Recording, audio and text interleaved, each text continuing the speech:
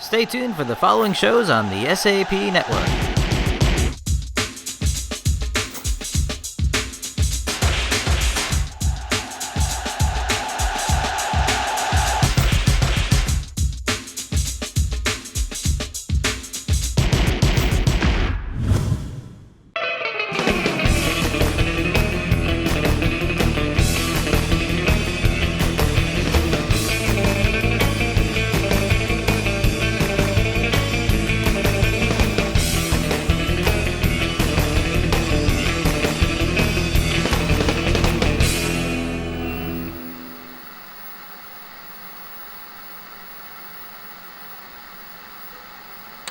Hello and welcome. In this module, we will be reviewing the basics of personal protective equipment.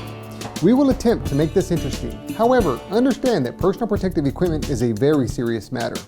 But before we begin, let's review what every employee is responsible for. All employees must play an active role in creating a safe and healthy workplace and comply with all the applicable safety and health rules. All employees must study and follow all safe practices that apply to their work.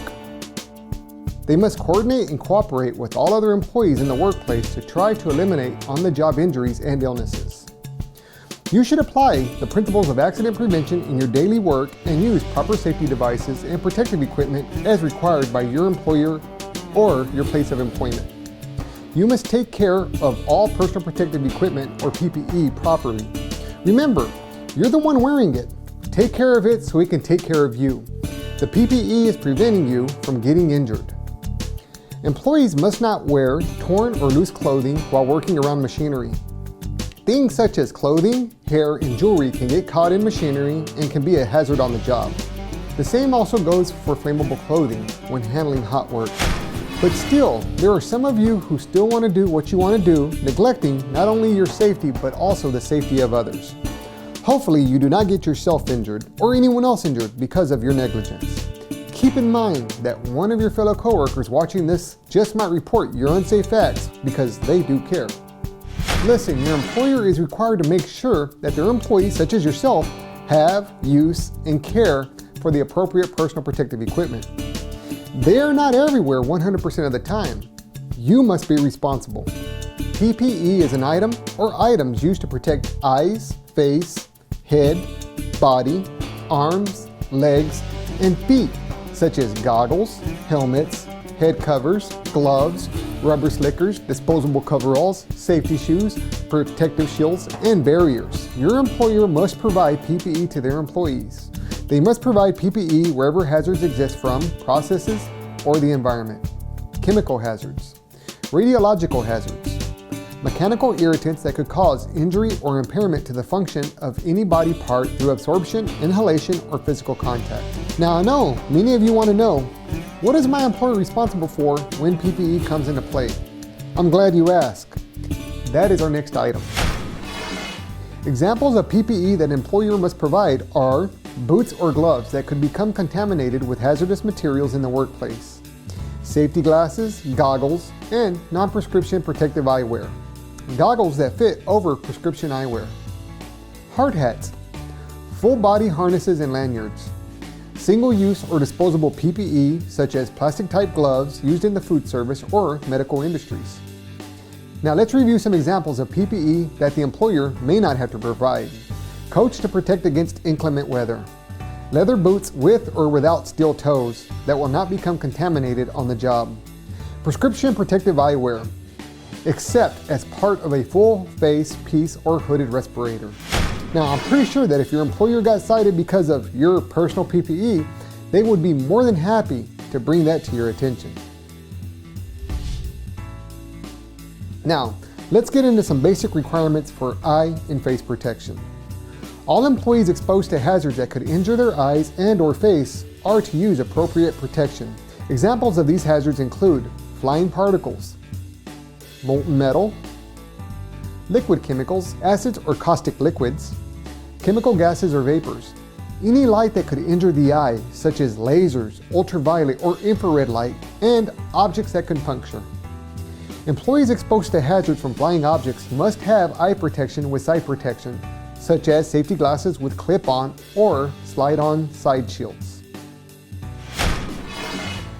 Eye protection for employees who wear prescription lenses must incorporate the prescription into the design of the eye protection or be large enough to be worn over the prescription lenses without disturbing them. PPE used to protect the eyes and face must meet the specifics of either the 1989 version, the 1998 revision, or the 2003 version of the ANSI Z87.1, American National Standard Practice for Occupational and Education Eye and Face Protection. Other protective eye and face protection devices may be used if your employer can demonstrate that they are at least as effective as those constructed in accordance with one of the above consensus standards we mentioned before. Let's review a scenario that occurred involving an eye injury due to the lack of proper PPE. March 2012. An equipment operator had been working for 10 minutes, performing a regularly assigned task of cutting an access way in a chain link fence. It was early in the morning and still dark when they started to work. The injured employee noticed that there was a wire a few inches off the ground that created a tripping hazard. The employee raised his tinted safety glasses so he could see better and cut the wire. The wire was under tension and it snapped back, hitting the employee in the eye. The injured employee was transported to the hospital. Two things. First, early in the morning means not enough light, no need for tinted safety glasses. Second, all it takes is less than a second and whammo! The unsafe act will get your attention before you notice it. PPE must be worn correctly for it to work. Let's review now the basics of appropriate head protection. Employees are to wear appropriate protective helmets when they are exposed to hazards that could cause a head injury. Examples of this type of hazard include flying or propelled objects and falling objects or materials.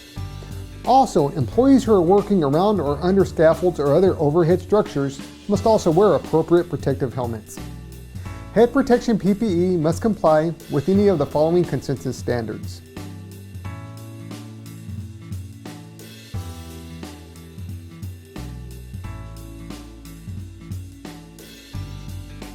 You may use protective helmets that do not meet the ANSI standards if you can demonstrate that they are equally effective as those constructed in accordance with the above ANSIs. Employees working near exposed electrical conductors that could contact their head must wear a protective helmet designed that meets the appropriate ANSI standards to reduce the electrical shock hazard. Caps with metal buttons or metal visors must not be worn around electrical hazards. Let's review a couple of scenarios involving hard hats. September 2011, an employee was preparing to pull an old pump from a well to either repair or replace it. To do this, he was raising the pump truck's hoist with the truck's hydraulic system and a cable with a 35-pound weight on the end of the cable. While the employee was standing at the hoist controls at the rear of the truck, the cable broke. The weight fell, struck his head, and killed him. The employee was not using a hard hat at the time of the incident. Now, I know some of you are saying 35 pounds dropped on someone would kill them with or without a hard hat.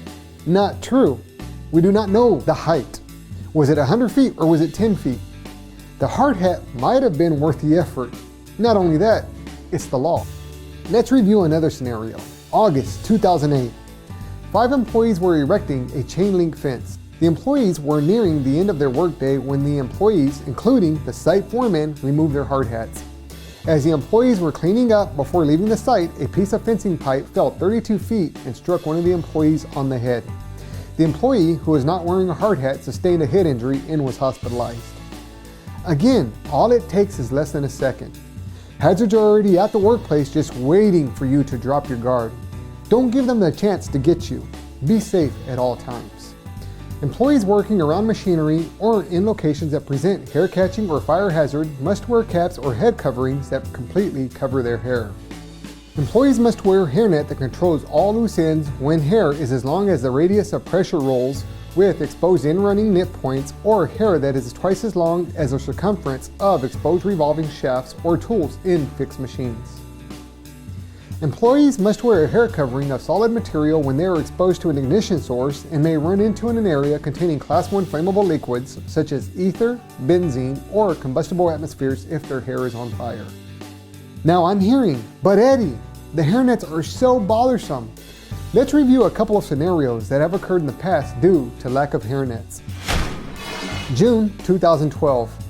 A machine operator was running a laminator when she apparently went under the machine to clean up some glue without turning off the machine. Her ponytail got caught in the rotating shaft that completely removed her hair and scalp.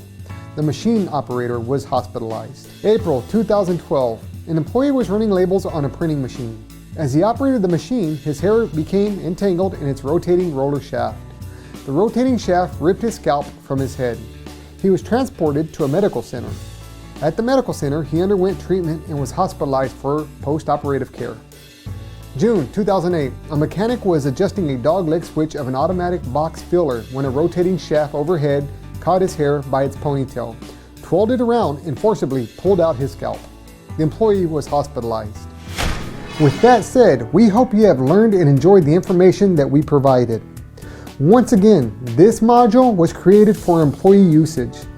We must all work as a team to keep one another safe. And if you happen to see any infractions or unsafe acts being committed, report it to your supervisor so retraining can be performed. Once again, thank you and be safe.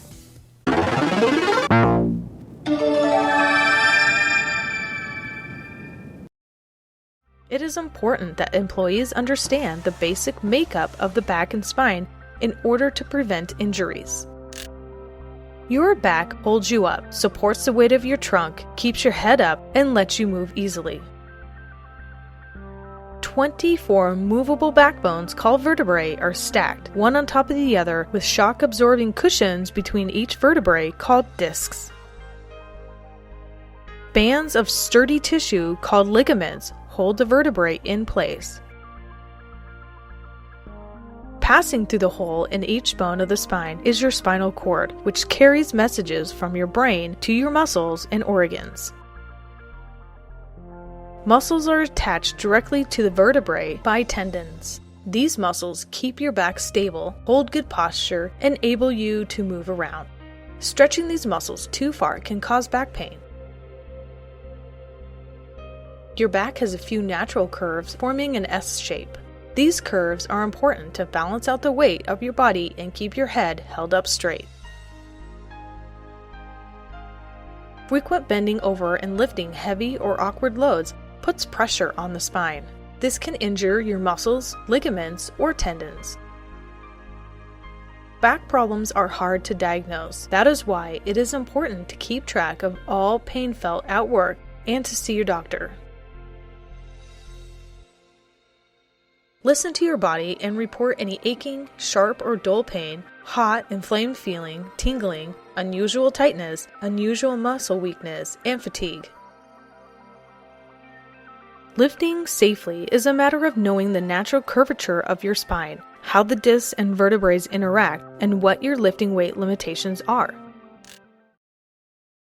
So what you need to learn today is that we'll be talking about all the Honest gossip, la la la la. Honest gossip, honest gossip, la la la la, la la la la la la la la la la. Shh. Forest gossip. Timbers, guess what I just heard? Great, let me guess. It's time to learn another vocabulary word. Have you ever heard of this thing called ammonia? Pneumonia? Yeah, dude. It's a lung dealio. No, not pneumonia. That's an inflammation of the lungs. I'm talking about ammonia. It's a compound of nitrogen and hydrogen. Hey, I like both those things. This might be interesting after all. I don't even know that language, dude.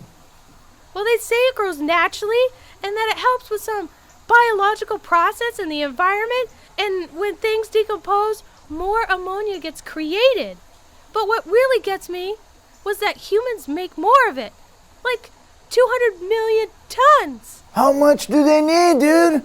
I mean, it grows naturally, right? Why do people make it? Well, the thing is kind of toxic and can get you pretty sick when concentrated, and yet humans use it for fertilizer, for their food, and they also use it for cleaning. Wait, so it's toxic, but they put it in their food? It's toxic for people, but food for plants? Sounds like a win-win. Well, they use this stuff all the time, and it's corrosive, so if it touches their skin or their eyes, They need to get treated right away. Okay, dude. So it's toxic, it burns their skin, and burns their eyes, but they still put it in their food? Ammonia is food for us plants, toxic to people, and it burns their skin. You've made my day, you little bunny. Well, thanks, Grumpy. I'm glad I made you happy. Grumpy.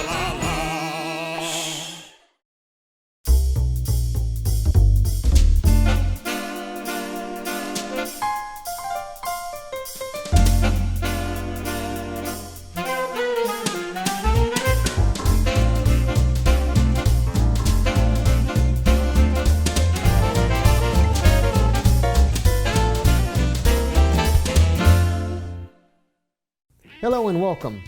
Welding, cutting, and brazing are hazardous activities that pose a unique combination of both safety and health risks to more than 500,000 workers in a wide variety of industries.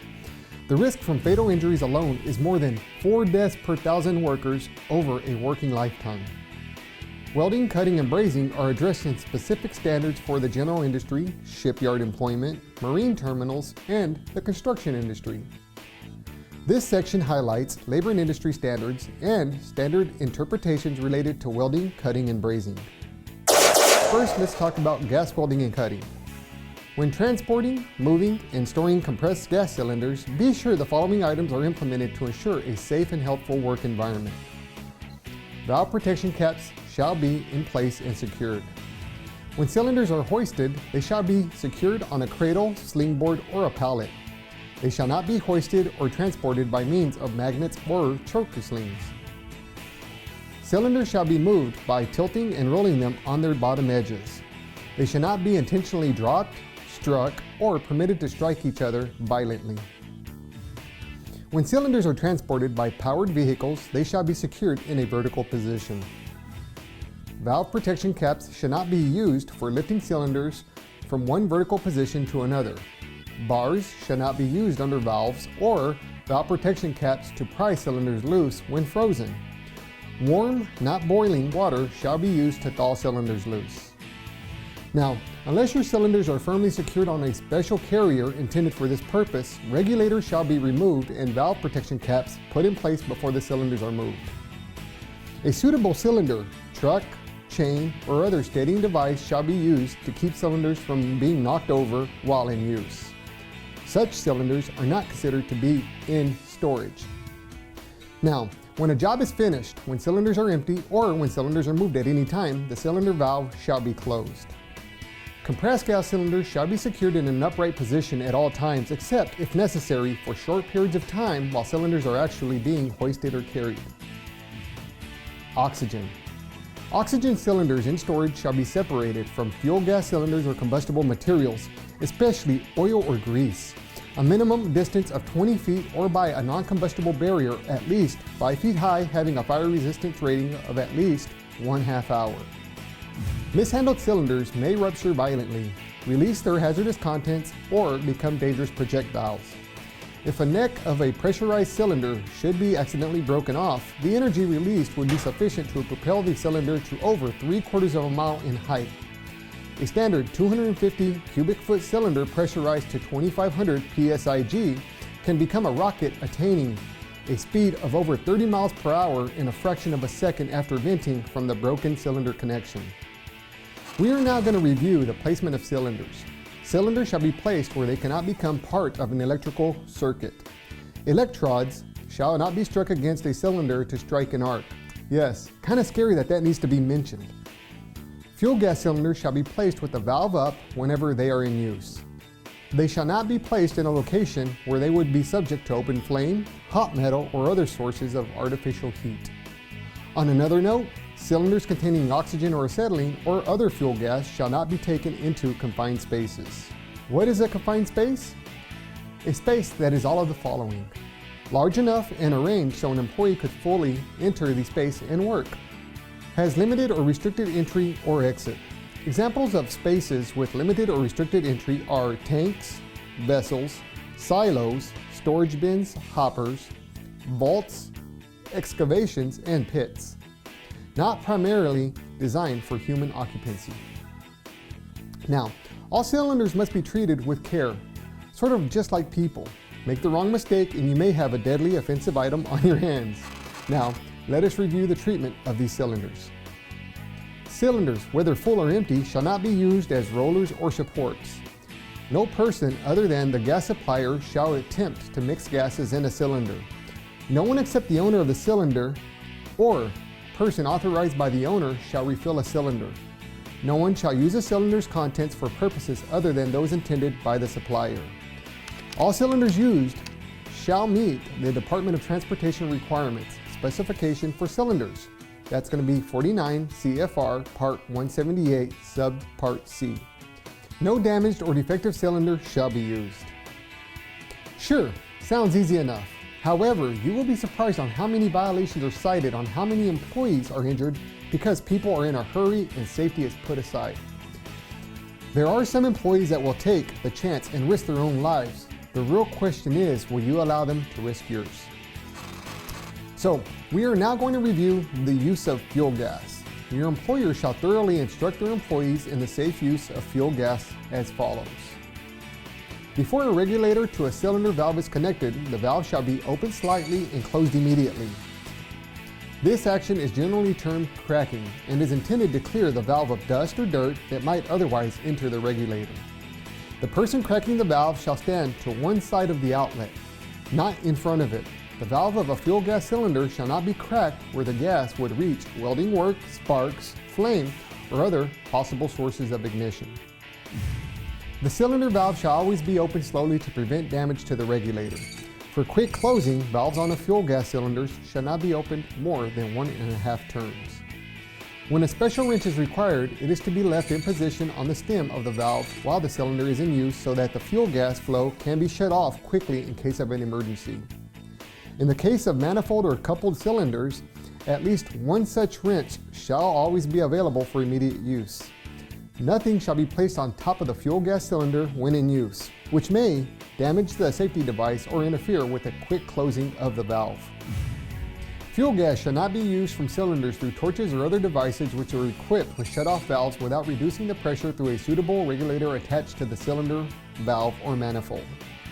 Before a regulator is removed from a cylinder valve, the cylinder valve shall always be closed and the gas released from the regulator. If when the valve on a fuel gas cylinder is open, there is found to be a leak around the valve stem, the valve shall be closed and the gland nut tightened. If this action does not stop the leak, the use of the cylinder shall be discontinued and it shall be properly tagged and removed from the work area. In the event that fuel gas should leak from the cylinder valve rather than from the valve stem, and the gas cannot be shut off, the cylinder shall be properly tagged and removed from the work area. If a regulator attached to a cylinder valve will effectively stop a leak through the valve seat, the cylinder need not be removed from the work area. If a leak should develop at a fuse plug or any other safety device, the cylinder shall be removed from the work area. Cylinders not having fixed hand wheels shall have keys, handles, or non-adjustable wrenches on valve stems while in service. In multiple cylinder installations, one and only one key or handle is required for each manifold. Now let us talk about fuel gas and oxygen manifolds. Fuel gas and oxygen manifolds shall bear the name of the substance they contain in letters at least 1 inch high, which shall be either painted on the manifold or on a sign permanently attached to it. Fuel gas and oxygen manifolds shall be placed in safe, well-ventilated, and accessible locations. They shall not be located within enclosed spaces. Manifold hose connections, including both ends of the supply hose that lead to the manifold, shall be such that the hose cannot be interchanged between fuel gas and oxygen manifolds and supply header connections. Adapters shall not be used to permit the interchange of the hose. Hose connections shall be kept free of grease and oil. When not in use, manifold and header hose connections shall be kept. Nothing shall be placed on top of a manifold when in use, which will damage the manifold or interfere with the quick closing of the valves. Now, let us review the hose. Fuel gas hose and oxygen hose shall be easily distinguishable from each other. The contrast may be made by different colors or by surface characteristics readily distinguishable by the sense of touch. Oxygen and fuel gas hoses shall not be interchangeable. A single hose having more than one gas passage shall not be used. When parallel sections of the oxygen and fuel gas hoses are taped together, not more than 4 inches out of 12 inches shall be covered by tape. Air hose in use carrying acetylene, oxygen, natural or manufactured fuel gas, or any other gas or substance which may ignite or enter into combustion or be in any way harmful to employees shall be inspected at the beginning of each working shift. A defective hose shall be removed from service. A hose which has been subject to flashback or which shows evidence of severe wear or damage shall be tested to twice the normal pressure to which it is subject, but in no case less than 300 psi. Defective hose or hose in doubtful condition shall not be used. Hose coupling shall be of the type that cannot be unlocked or disconnected by means of straight pull without a rotary motion. Boxes used for the storage of gas hose shall be ventilated. Hoses, cables, and other equipment shall be kept clear of passageways, ladders, and stairs. Now, let us review the torch. Clogged torch tip openings shall be cleaned with suitable cleaning wires, drills, or other devices designed for such purposes. Torches in use shall be inspected at the beginning of each working shift for leaking shutoff valves, hose couplings, and tip connections. Defective torches shall not be used. Torches shall be lighted by friction lighters or other approved devices and not by matches or from hot work. Now, regulators and gauges. Oxygen and fuel gas pressure regulators, including their related gauges, shall be in proper working order while in use. Oil and grease hazards. Oxygen cylinders and fittings shall be kept away from oil or grease. Cylinders, cylinder caps and valves, couplings, regulators, hose, and apparatuses shall be kept free from oil or greasy substances and shall not be handled with oily hands or gloves. Oxygen shall not be directed at oily surfaces, greasy clothes, or within a fuel oil or other storage tank or vessels. Additional rules. For additional details not covered in this part, applicable portions of American National Standards Institute Z49 1-1973 Safety in Welding and Cutting shall apply. Now, very important, you are also required to protect employees from exposures to hexavalent chromium during the stainless steel welding process. Now, as in most trades, welders are exposed to certain hazards. Hazards exist with all arc welding and allied processes. Welding is safe when safe practices are followed. Be sure to read and understand the manufacturer's instructions and your employer's safe practices. Your safety director or supervisor should be consulted when a specific question arises. Welding is a safe occupation when sufficient measures are taken to protect the welder from potential hazards. When these measures are overlooked, welders encounter such dangers as overexposure to fumes, gases, fire, electric shock, and explosion. Be sure to work as a team, and together you will be able to keep one another safe. Thank you, and be safe. A glow bulb switch starts the action. How to improve your financial life. Step 1. Save. Most people are struggling because they are consuming and not saving. Step 2. Take full advantage of your 401k. Be proactive and find ways to maximize the benefits of your 401k plan. Step 3. Don't stress out about money. Rather than worrying about it, look at the blessings in your life and appreciate what you already have while building towards what you really want. Money can cause lots of stress in our lives, but remember that some people are so poor, all they have is money.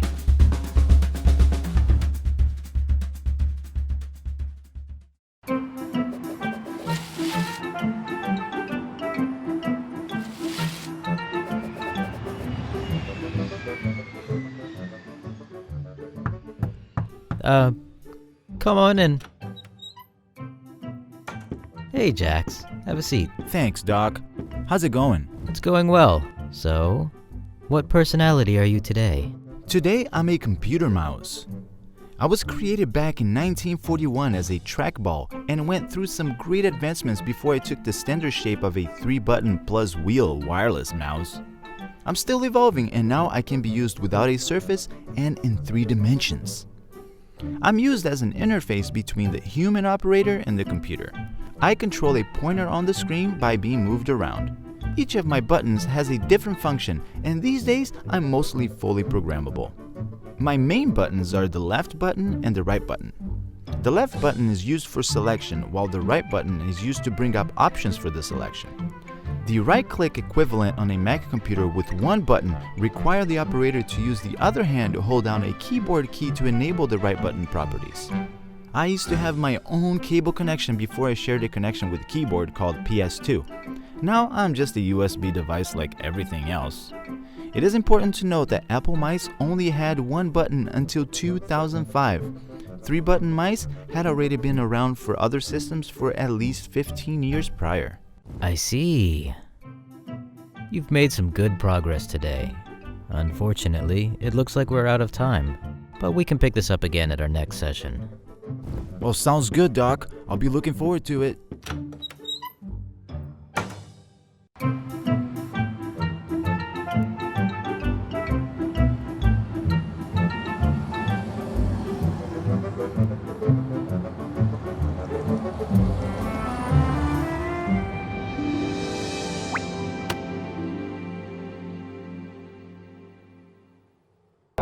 The stories you are about to hear are true.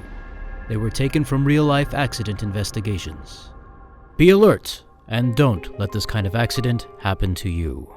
At approximately 9 a.m. on June 8, 2011, employee number 1 was filling the 120-gallon shuttle tank with herbicide. Filling tanks took place outside of the bulk chemical storage area. Transfer lines and pumps were used to transfer the chemicals from the bulk storage tanks to the shuttle tanks. The filling line was clogged, and a co-worker attempted to unclog the line by blowing air through the line. He went to the area to assist the co-worker. About that time, the co-worker turned the pump on. The filling hose was located in the top of the shuttle tank, and the herbicide began spraying the air. He was soaked on his upper body, head, and chest area, and the co-worker was sprayed with mist on his face. The worker had not closed the filling hose valve completely. The co-worker used emergency eye wash. After the event, both workers went home, approximately 15 minutes away to the shower. Both employees returned to work that day. Weeks after the incident, employee number 1 began having trouble breathing, headaches, insomnia, and diarrhea. On July 29, 2011, employee number 1, after working all that day, went home and collapsed that evening and went into a coma. He was taken to the local ER and airlifted to a medical facility.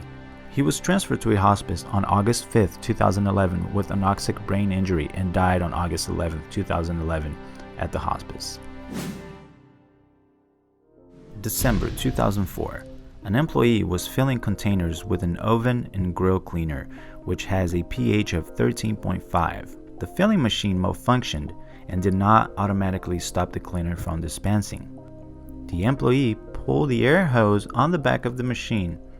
Although this stopped the product from dripping, she brushed her left thigh.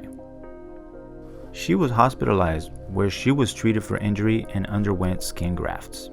The accident investigation revealed that she was not wearing safety glasses, gloves, cotton, and polyester long-sleeve overcoat, shirt, and jeans. In addition, she was not wearing a chemical-resistant apron.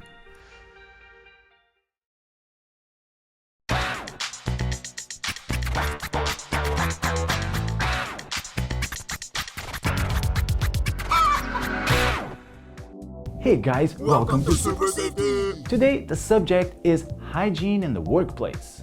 Hygiene is something we all need to take care of.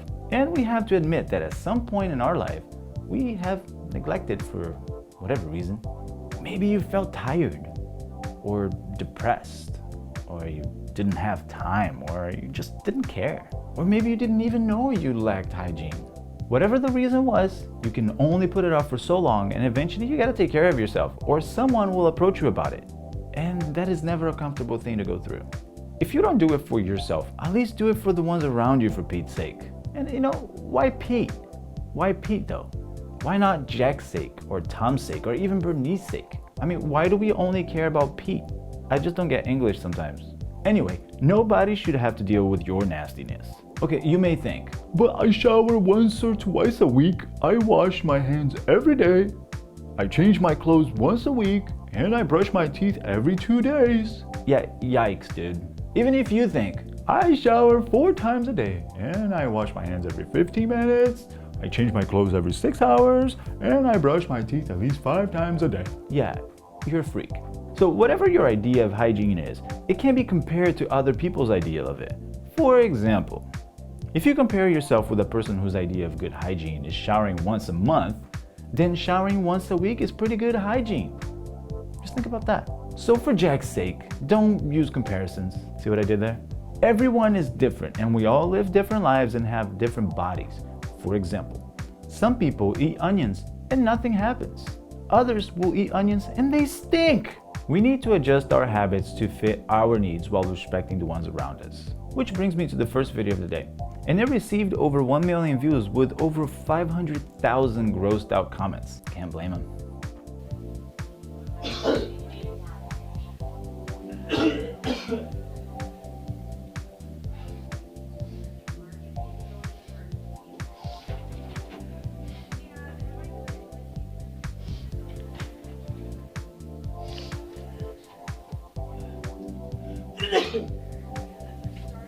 Now, this is why you should always use disinfecting wipes when assigned to use a different keyboard and mouse. Seriously, wipe everything from keyboard to mouse to desk to armrest to the walls, the floor, or anything that gets touched. Just wipe it all, dude. Just wipe it. This goes for any industry, but especially the ones handling food. Have you ever noticed how in the bathrooms of restaurants and bars, there's a sign that says, employees must wash their hands before returning to work? Have you? That isn't a courtesy of the establishment. It's actually a federal regulation. Title 21 to be exact. Wait, 21? How do you see that? Anyway, in case you want to learn more, just visit the FDA website. Part of good hygiene in the workplace, it's not spreading germs. Germs can make other people sick and you don't want to do that. So if you are sick, just stay home. Your boss and co-workers will appreciate it and you probably want a day off at that point anyway. Germs can also be carried to work while you travel to work, especially if using public transportation, although even your own vehicle can bear germs. Now, who would have thought that germs like to travel? Actually, everybody likes to travel. So just make sure to wash your hands well throughout the day. Use hand sanitizers when possible, but remember that rinsing is the most important part of washing your hands, so don't skip on washing them. It is also recommended to avoid eating at your desk or station, a recommendation I normally don't follow. Oops. Food can fall in hard-to-reach places and rot there, or your food could get contaminated by contaminants present in your workstation. Your job most likely has a place designated for eating, where it is much cleaner and easier to be cleaned. Eat there when possible, for Tom's sake. See, I care for Tom this time. Alright, so let's take a look at this one picture I found. I don't even get this. Like, it really looks like this person just arrived to work. But how can you arrive to work like that? No, seriously, nobody does this. Like, what the heck? There's just no way that person came from home. Maybe there's a tornado or something and tossed him in a dumpster. Maybe he lives in the dumpster, who knows? Anyways, employees need to wear clean clothes. They need to groom and bathe on a regular basis.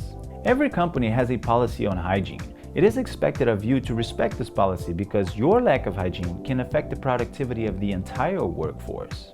An employee that is unhygienic can make others feel uncomfortable or make it hard for them to focus on the job. If you happen to work with someone whose hygiene is affecting your work, make sure to follow these guidelines.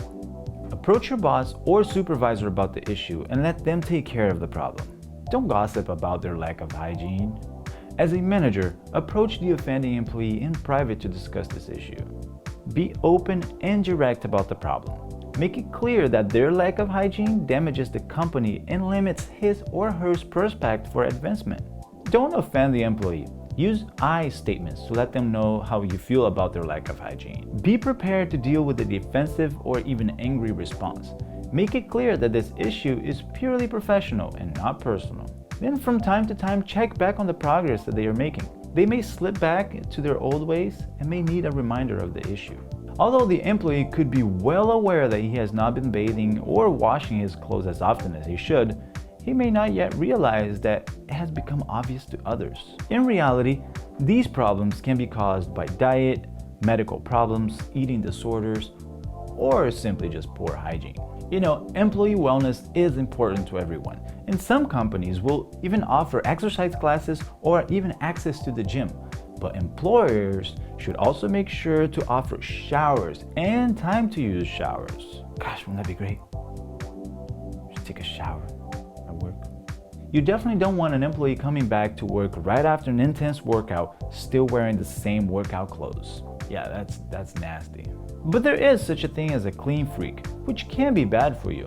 We do need a certain amount of germs in our lives to build a strong immune system. Nobody expects you to become compulsive about your hygiene. But be aware that according to researchers, humans stink more than other animals. So think about that next time you think someone's dog stinks, or that their hamster is stinky. Just imagine how they feel about their human owners. Well, this is it for today's show, guys. I feel like I need to take a shower or something after all this. Also, don't forget to wash your hair, use soap and deodorant, groom, brush your teeth, and wash your clothes on a regular basis. You know, just make sure you separate your dirty clothes from your clean ones. And keep in mind, you may not know you smell bad, so don't wait until somebody has to tell you about it. Well, I'm Jillian Bronson, and I approve this message.